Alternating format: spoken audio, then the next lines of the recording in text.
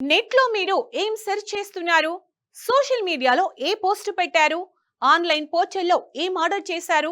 ఎన్నిసార్లు మీ credit card వాడారు? మీరు వాడిన యూపీఐ ఐడీలెన్ని? ఏ యూపీఐ ఐడీ నుంచి పే చేశారు? ఇవన్నీ ఎవరికి తెలియవు అనుకుంటున్నారా? ఆన్‌లైన్‌లో మీ ప్రతి క్లిక్‌ని చూస్తుంది గూగుల్. మీరు దేని మీద ఇంట్రెస్ట్ చూపుతున్నారో మరొకరికి చెబుతుంది. మీ సెర్చ్ హిస్టరీని ట్రాక్ చేస్తుంది. అలాగే మీ ఇంట్లోని smart speakers, smart TV, smart fridge, CCTV కెమెరాలు, స్మార్ట్ లాక్స్, స్మార్ట్ ఏసీ ఇలా అన్ని ఇంటర్నెట్ తో లింక్ అయి పనిచేస్తున్నాయి. ఒకవేళ వీటికి సరైన సెక్యూరిటీ లేకపోతే హ్యాకర్స్ సులువుగా మీ నెట్వర్క్ లోకి చొరబడతారు. ఇవన్నీ సైబర్ నేరగాళ్లకు వరంగా మారుతున్నాయి.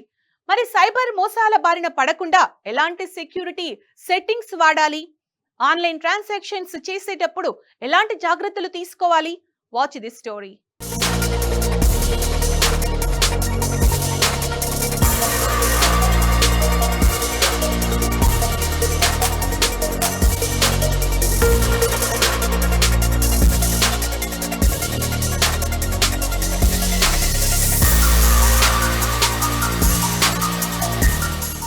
సైబర్ క్రిమినల్స్ కన్ను ఈ మధ్య బ్యాంకింగ్ రంగంపై పడిందని వార్తలు వస్తున్నాయి.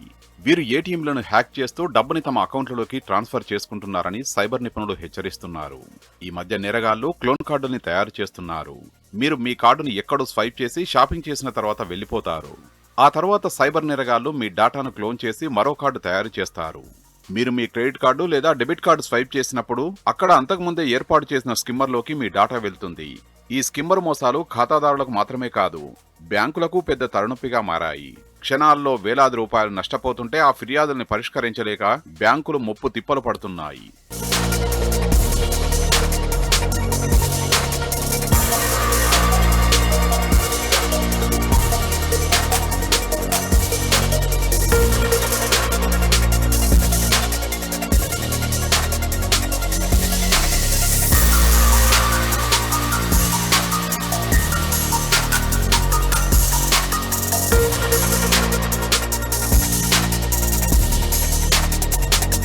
బ్యాంకుల కస్టమర్ కేర్ ఏజెంట్లమని చెప్పి సైబర్ నేరగాళ్లు ప్రజల నుంచి ఏటీఎం పాస్వర్డ్, సివివి డీటెయిల్స్ తీసుకుని అకౌంట్స్ ఖాళీ చేస్తున్నారు. ఈ మధ్య కాలంలో అడుగు ముందుకేసి బ్యాంకుల నకిలీ వెబ్సైట్లను కూడా తెరుస్తున్నారు. ఈ వెబ్సైట్లలో ఉన్న ఫేక్ కస్టమర్ కేర్ నెంబర్లకు కాల్ చేసినప్పుడు డీటెయిల్స్ తీసుకుంటున్నారు.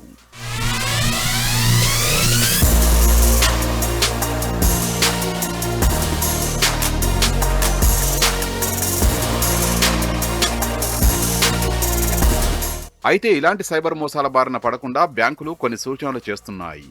మీరు అకౌంట్ ఓపెన్ చేసే ముందు 2 ఫ్యాక్టర్ ఆథెంటిఫికేషన్ సెక్యూరిటీని వాడాలి. దీనివల్ల పాస్వర్డ్తో అకౌంట్ ఓపెన్ కాకుండా మీ సెల్ ఫోన్కు ఓటీపీ వస్తుంది. దాన్ని రిజిస్టర్ చేసుకోవాలి. మీ పాస్వర్డ్లో ఇంగ్లీష్ అక్షరాలు, numbers, lower case, upper case letters కలిపి ఉండాలి. పాస్వర్డ్ను అప్పుడప్పుడు చేంజ్ చేయాలి. అకౌంట్లో సెట్టింగ్ని మార్చుకోవాలి. మీ ఫోన్కు వచ్చే మెసేజ్లోని లింకులను క్లిక్ చేయొద్దు. ఎవరైనా రిక్వెస్టులు పంపినా యాక్సెప్ట్ చేయొద్దు. సైబర్ కేఫుల్లో మీ సోషల్ మీడియా సైట్లను తెరవాల్సి వస్తే కీ మెంబర్ పాస్వర్డ్ పాపప్ లింకుల్ని ఓపెన్ చేయవద్దు.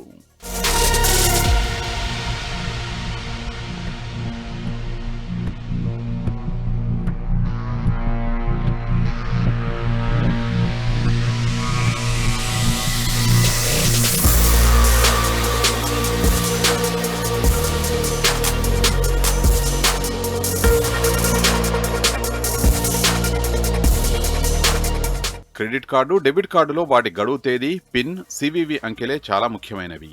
వాటిని ఎట్టి పరిస్థితుల్లోనూ తెలియని వాళ్లకు ఇవ్వొద్దు. అలా ఏ బ్యాంకు వాళ్ళు కానీ, కంపెనీ వాళ్ళు కానీ ఫోన్ చేసి కార్డు వివరాలు అడగరు. ఏటీఎంలలో కానీ ఎక్కడైనా ఏదైనా కొంటున్నప్పుడు డెబిట్ కార్డు పాస్వర్డ్ ఎవరూ చూడకుండా జాగ్రత్త పడాలి.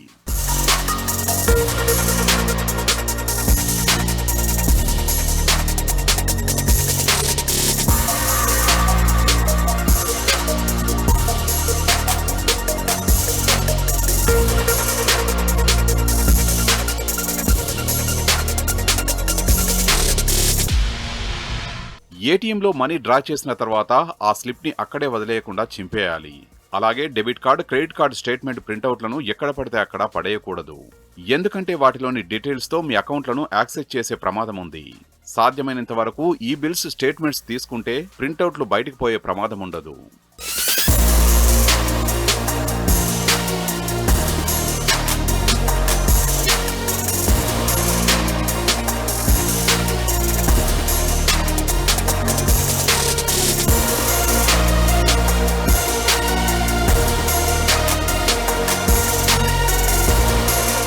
నెట్ బ్యాంకింగ్, ఈ వాలెట్ ట్రాన్సాక్షన్లు ఇప్పుడు అన్ని మొబైల్లోనే చూస్తున్నారు. మీ మొబైల్ ఫోన్కి సెక్యూరిటీ పాస్వర్డ్ పెట్టుకోండి. అనవసరమైన యాప్స్ డౌన్లోడ్ చేయొద్దు. మీ ఫోన్లోని ఈ wallet, banking, shopping apps, app lakhs వాడాలి. ఈ వాలెట్ అప్లికేషన్ వాడిన తర్వాత లాగౌట్ అయిందో లేదో చెక్ చేసుకోవాలి.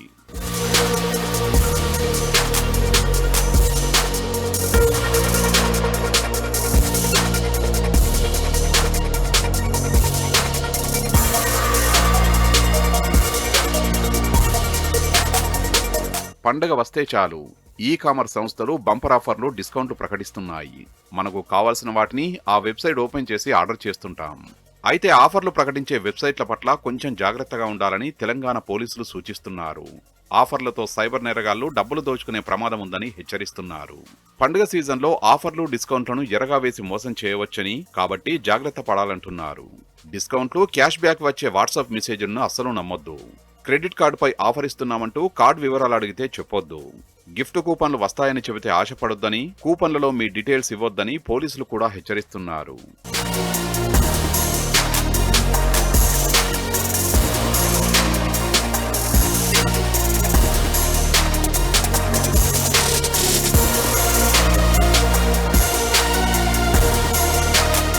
ఇన్ఫర్మేషన్ టెక్నాలజీ వినియోగం పెరిగింది.